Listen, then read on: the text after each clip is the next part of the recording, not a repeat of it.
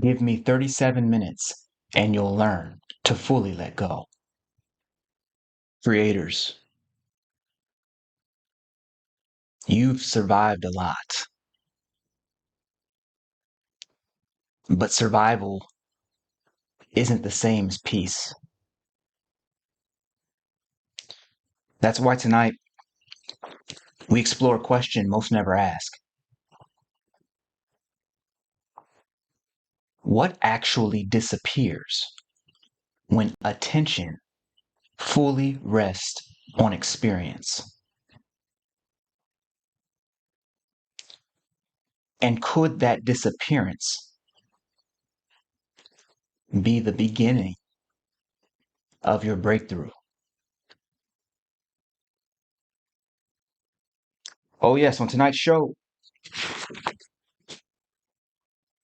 we're interested in an inner exploration.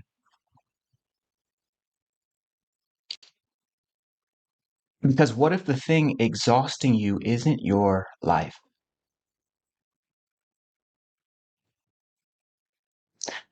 but instead what your mind keeps adding to it? Without further ado, if you're ready to live free beyond fear, welcome here. I'm Dr. Shawn, and I believe you do not need years to heal. You just need one real breakthrough. That's why I invented Transcendent Psychology, and I test it in the real world, on real people, on my game show, Countdown to Breakthrough, the only game show that heals your soul. Our conversation is going into the field. In 2012, despite my best efforts, I was about to spend the next 2 years overeducated and underemployed. Pain was coming, and my mind was about to cascade into depression. Okay, so what I'm talking about here is living in Chicago. So let me go ahead and break this story down, because I think that a lot of times we want to understand a solution without understanding our actual problems. 2012, I was living in Chicago. I had just graduated from Northern Illinois University, master's degree in cultural anthropology. Okay, so there were no jobs. Okay, and the reality is that Chicago is one of those interesting cities. It's in the Midwest, but it feels like old school Southern in terms of the segregation. Like, yeah, who this is true probably anywhere, but certainly in Chicago, your networks matter more than your credentials, you dig? And so it was like, dang, man, I'm like, I couldn't get into grad school. I couldn't go and get into a PhD program. It was one of those times in life where I was applying to all these different places and no program would pick me up. So then it was like, okay, well, I'll just go work for a nonprofit. But it was hard to get hired, you know what I'm saying? And so that was a tough one. Because the city itself I was there it was just me and Felicity. So we didn't have any family. We didn't have any friends there. She was going to Northwestern. She was finishing her, uh, her grad program. And it felt like I was just out there, like getting up in the morning. I was doing like a little, temporary research project here and there, but them joints only paid like $500. And so the rent was like $500, you know what I'm saying? My half anyway. And so 2012, you know what I'm saying? I'm 24. I had just came back from doing research in Africa. I was publishing my first papers in peer reviewed journals. I was like, man, I'm amazing. I wonder how come nothing's working out. And so at that time, I started working with nonprofits, but I would just straight up go and volunteer. What I wanted was for them to give me a job. But really what I wanted was that I didn't want to keep getting up in the morning and not having any security, not knowing what I was going to do. And so every day, I would get on the phone with my dad and he was like, look, until you find a job, looking for a job is your full-time job. So I would go to these job fairs. And sometimes the job fairs would feel a little bit like humiliation rituals because they would be lined up all out the door downtown outside of a Marriott with people who looked just like me, but just couldn't get work. And I would be handing my resume over to somebody, and the dude would look at me. He would look at the resume, then he would look at me, and he'd be like, "Hey, man, you have more education than me. You got better grades than I did. You have better work experience than I did." He was like, "But I'm on this side of the table and you're not." He said, "I got a job. You don't." You know what I'm saying? Like, it was one of them things. And so I remember getting home one night and laying on the futon because we didn't have a couch. And, I was like looking up at the ceiling and I was like, yo, is anything ever going to work out? And it's in those moments where those negative thoughts start creeping in. But they don't just creep in, they actually start to dominate the real estate of your mind. They started to dominate the real estate of my mind. I would get on the phone with donors trying to raise money so that I could pay for my own position inside of one of these nonprofits because, everybody was like, oh, we just don't have any money to hire you. So I was trying to raise money, but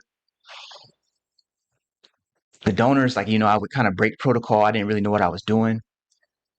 So I had organizations calling me and saying, hey, look, stop calling here. It got pretty bad. So one night I'm sitting here, I'm looking up, I'm on the futon, I'm looking up at the ceiling. And I was just like, man, is anything ever going to work out? And it was at that time I started reading, Eckhart Tolle. And I would have conversations with the teacher. Of course, the teacher is that Taoist mystic I was telling you about that I trained with for 10 years. But, we would have our conversations, but it seemed like nothing was helping. But there was that still small voice saying, attention here now. Attention here now.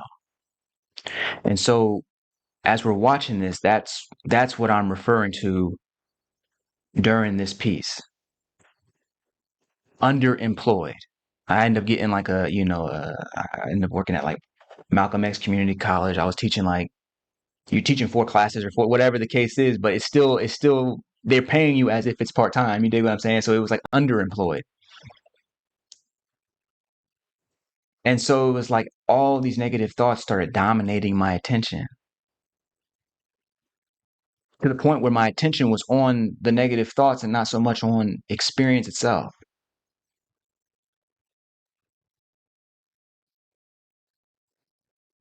And so with that backdrop,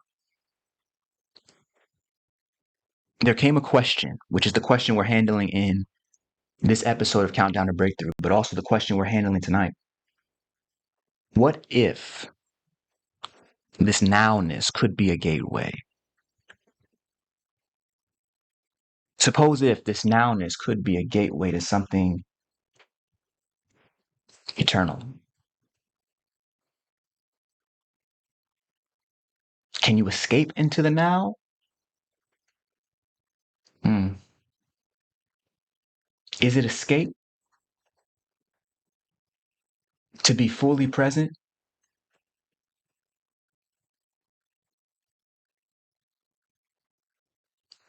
I just remember looking for any moment of respite, any moment of break, any moment of attention reliever.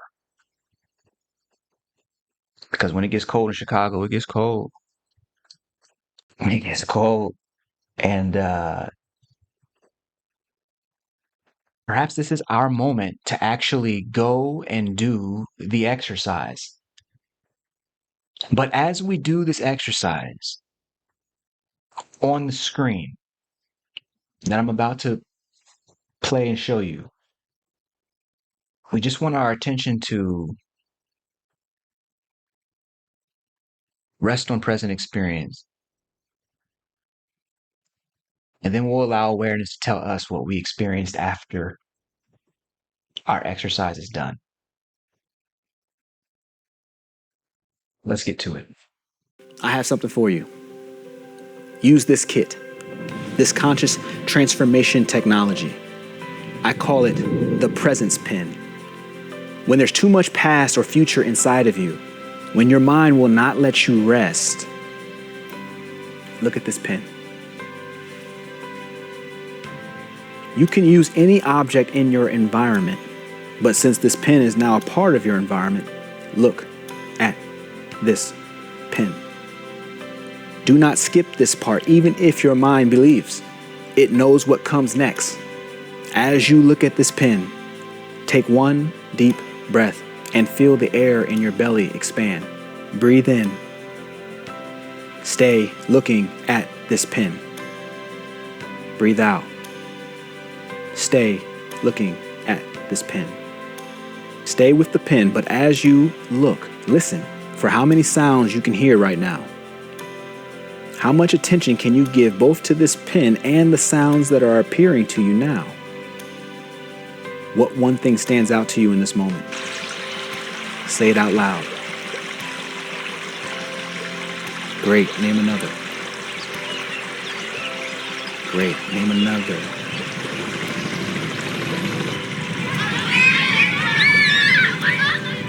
Now let's go deeper. Stay looking at this pin.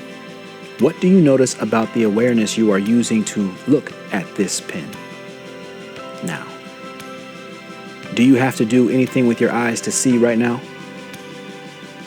Do you have to do anything to your ears to hear right now? Did you have to hire someone to install awareness in you right now? Or are you simply aware? Excellent. Do you notice how if your awareness disappears, so too does the present moment? Then can you remain aware of this moment, even when the pin drops away?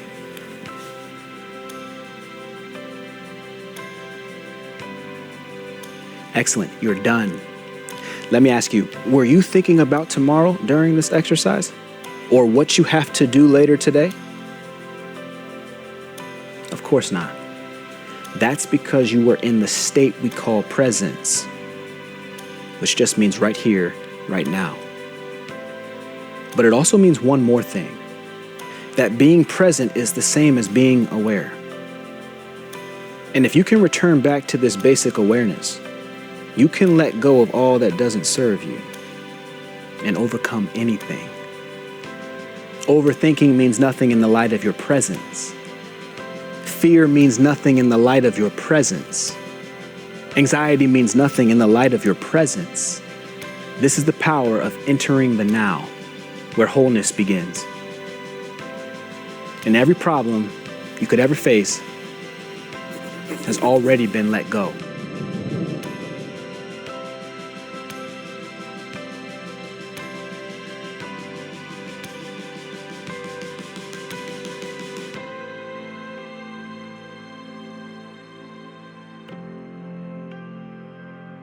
Okay. Okay. I was tapped in. I was tapped in. Okay, so just that quick moment, that quick exercise, looking at that pen. I'm sitting there looking at the pen. And I'm saying the words out loud of the things that I'm hearing. And what I notice is that it is not so much that thoughts become impossible. It's more that from the vantage point of the one with this expanded perception, from the vantage point of the me that is both looking at the pen, paying attention to the noises, and looking at the awareness that pays attention to the pen and the noises, noticing, becoming aware of the awareness itself. That one seems to sit at a back position in which thoughts and feelings they happen in front of. But there's a distance in the sense that I'm able to bear witness to a thought as if it were a sound, as if it were as impersonal as a sound. I'm able to bear witness to a story I was telling myself about myself as if it were the sound of a passing car, as if it were as insignificant as a pin. Because to the one that is aware of each one of these artifacts, they are equal in value. They're simply here and nothing more. They're simply here and nothing more. Let's return to that question. What disappears when attention rests fully on experience? I'd love to hear your answers. For me,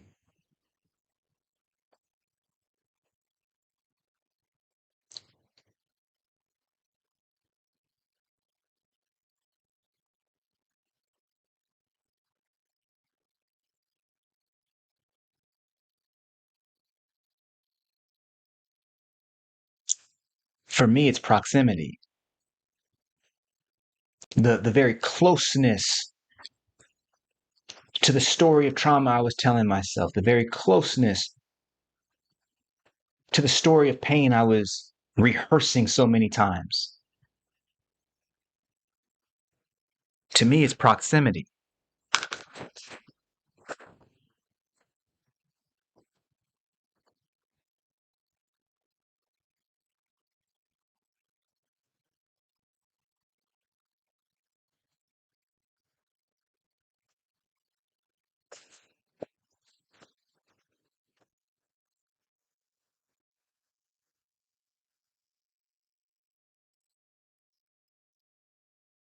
To me, it's that proximity. It's that what disappears it's no longer as close as it was.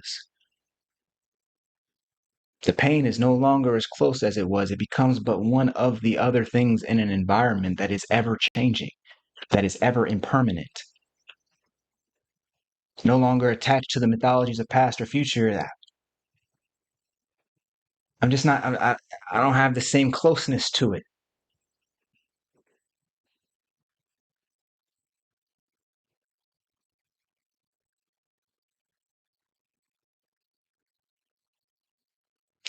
Perhaps we're ready for our breakthrough. Perhaps we're ready for our breakthrough board for the evening.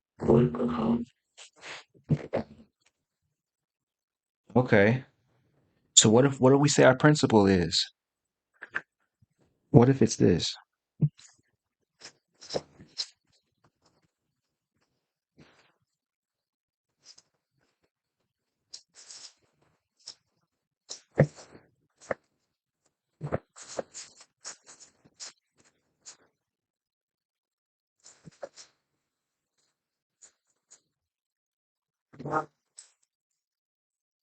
What if it's this? That presence disappears, proximity to pain. You could even say that presence ends, proximity to pain. I say presence disappears, proximity to pain. Presence disappears, proximity to pain. If you don't like that,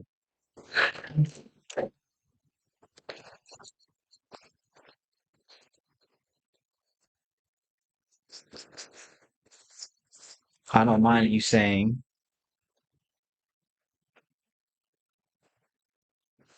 that presence ends our proximity to pain. Presence ends our proximity to pain. In other words, pain is no longer close to us. It becomes one of the other sorts of the representations of reality become but one of the other artifacts, something that you're aware of but not caught up in. It becomes just one of the other artifacts of reality, just like the helicopter passing overhead, the hum of the refrigerator, the taste of tea. Here than not. But its closeness, the proximity, that gets up out of there. Any more than you would think a pen is yourself, and any more than you think that your destiny is wrapped up in any external artifact or in any pen or in any garment, it's ridiculous, right? Like your proximity to it is just not. You don't have the symbolic form. You don't have the attachment inside of your mind. The mythologies that you've created don't support the notion that your destiny rides on a pen.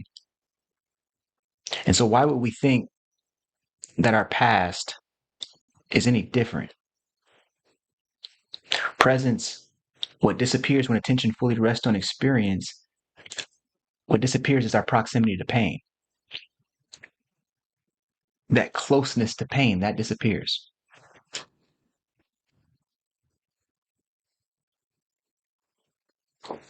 Presence ends proximity to pain. Presence ends proximity to pain. That's our principle for the evening. I like to teach from principles because as long as I understand the principle of a thing, I can find my own way forward. So now we've got this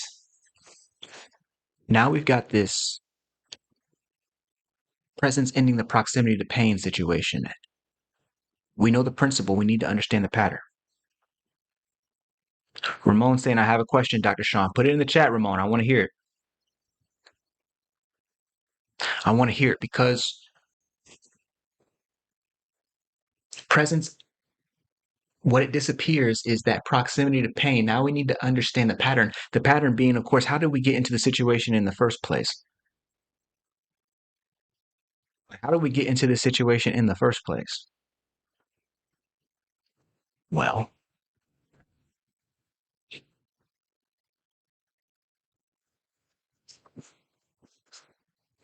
let me see if I'm going to put it like this.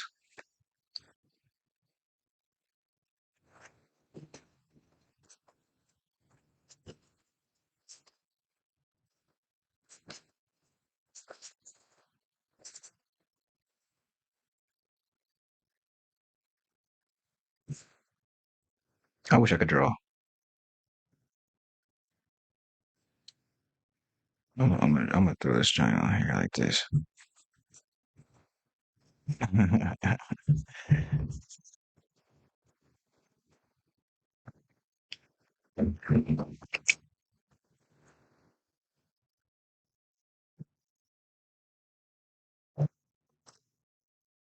So now we need to talk about the pattern. We know that presence ends proximity to pain. That's our principle. Well, what's our pattern? Well, the pattern and the problem happens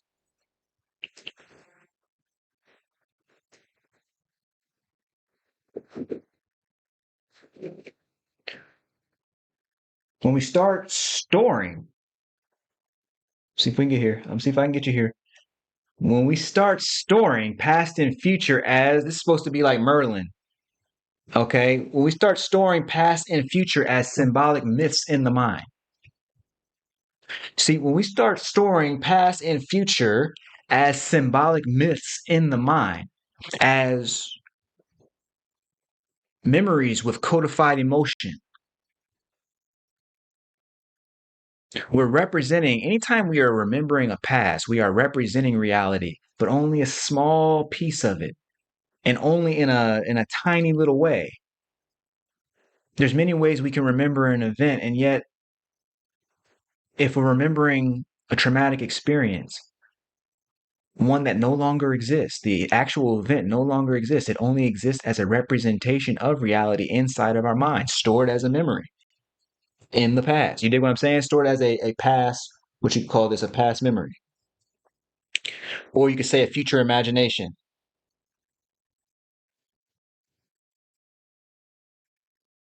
Either way, when we're storing these thought forms inside of our body as if they represent reality, and then we begin to believe them, What happens is now we start acting from mythology rather than from true reality. What happens is we start acting from mythology rather than true reality. I can't draw. This is supposed to be Merlin. It's, you know what I'm saying? Like the King Arthur story. You feel me? He got a wand and joint. Okay. Bang, bang, bang. You know, it's a wand. The point is that the memory and the imagined future are both representations of reality that do not map on. They cannot be truthful. They cannot be wholly truthful, which means that they're always partially mythological, always partially untrue. And therefore, when we begin to believe and start drawing closer, we increase our proximity. We want to get closer to these thought forms as if they are real. If they carry that pain with them, then we have to feel that pain. We're just getting closer and closer and closer to it. It'd be impossible not to. It'd be impossible not to. All right, Twin saying he's digging Merlin. All right, well, I appreciate you. I appreciate the support. I appreciate the support. But anyway, when we're storing past and future via memory and imagination as symbolic forms inside of the mind, we begin to assign belief to these thought forms that are causing us pain. When we assign that belief, we start drawing closer. We start increasing the proximity to the pain. And so we ask ourselves what disappears. Well, the principle of the night is that when we're in presence, we're no longer investing energy in the mythology.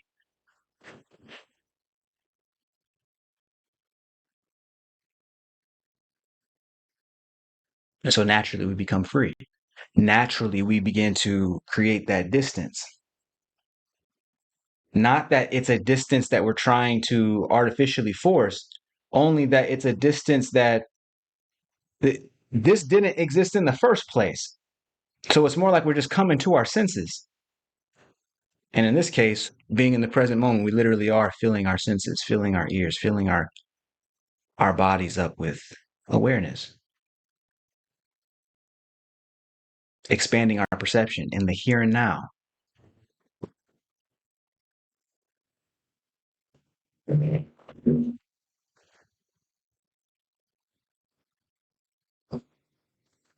So we understand the principle that presence ends the proximity to pain.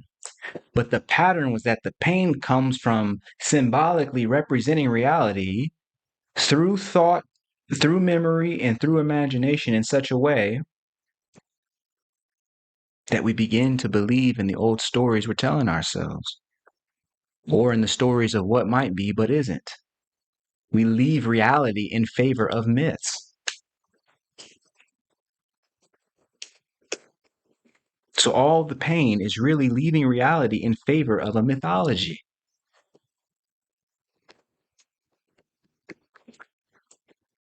Let me see if I can write that. I want to see if I can get that. Boom.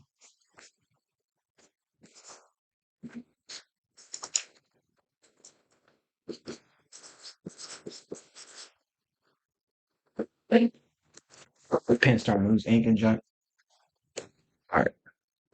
So anytime we leave reality in favor of mythology, you're going to get some pain down here. That's what that equals. That's what that equals.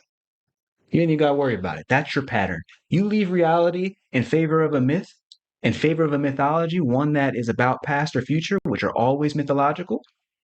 You're going to have that pain right there, provided that you're talking about a fearful future or a traumatic past.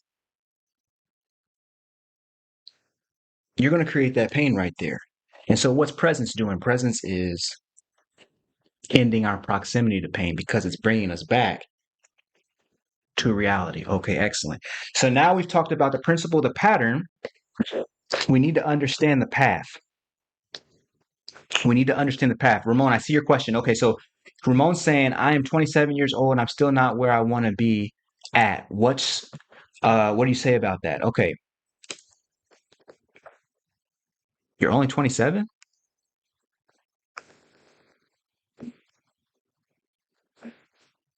You're only 27?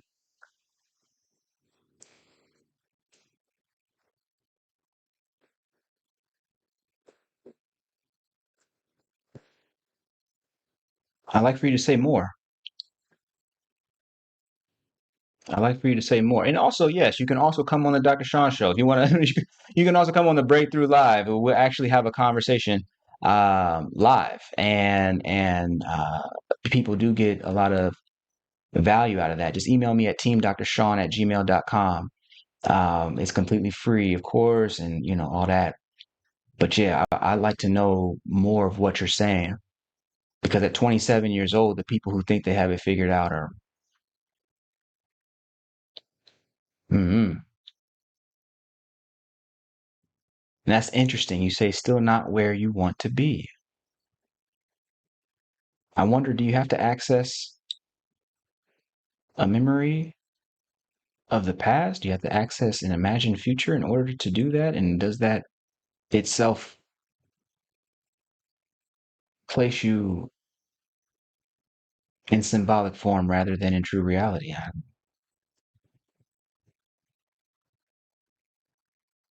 Much easier to come on the show though, or say more right now. I just want to know. I want to know more about um, where you would like to be, more about you. Okay, so now we got our principle, our pattern. We need our path forward. What is the thing? How do we get up out of there? How do we get out of the mythologies of the past? How do we get out of the mythologies of the future, of what could be coming but isn't, of what should be coming but isn't? How do we get up out of that? What is it that we would need to do in order to find our way forward, our path forward? We talked about the principle, the pattern. Now it's time for the path. Okay.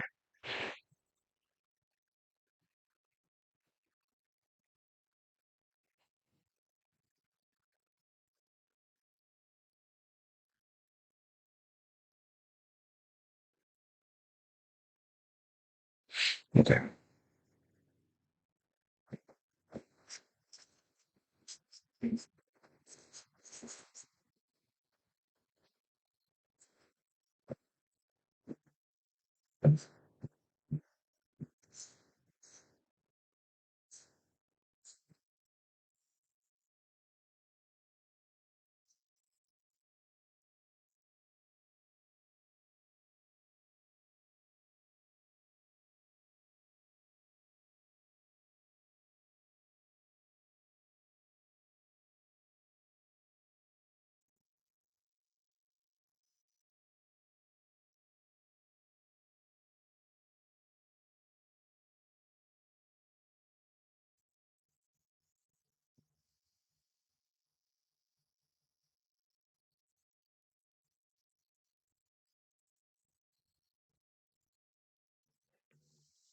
Okay.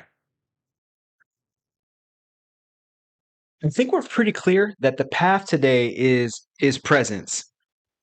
The point is that if we can get our focus really anywhere, it could be a pen, it can be a piece of wall, it can be a piece of lint.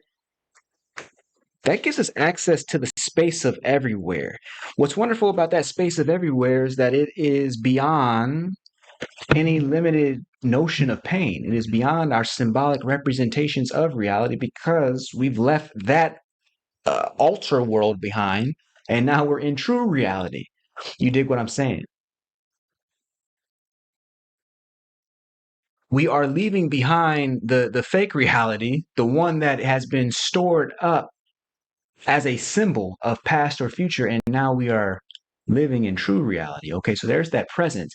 The point is that a focus anywhere gets us access to the space of everywhere. And what's beautiful is that that space of everywhere,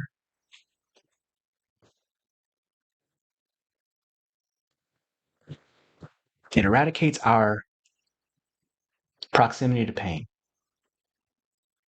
Pain is no longer close to us. We're now bigger than that because we've we've left that false reality behind.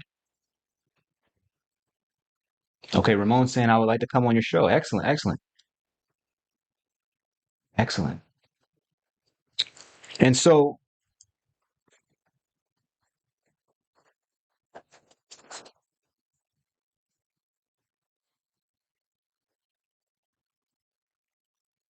we're getting the principle.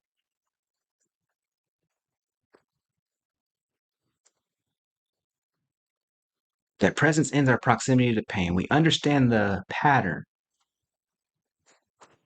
which is that we leave true reality when we involve ourselves in the mythologies that is past and future, and those past and future codified as memory or imagination inside of our own thought system. They're always mythological because they can only ever be partially true, at best, partially true. So rather than invest our time and energy in the myths, we are investing in the presence of being instead.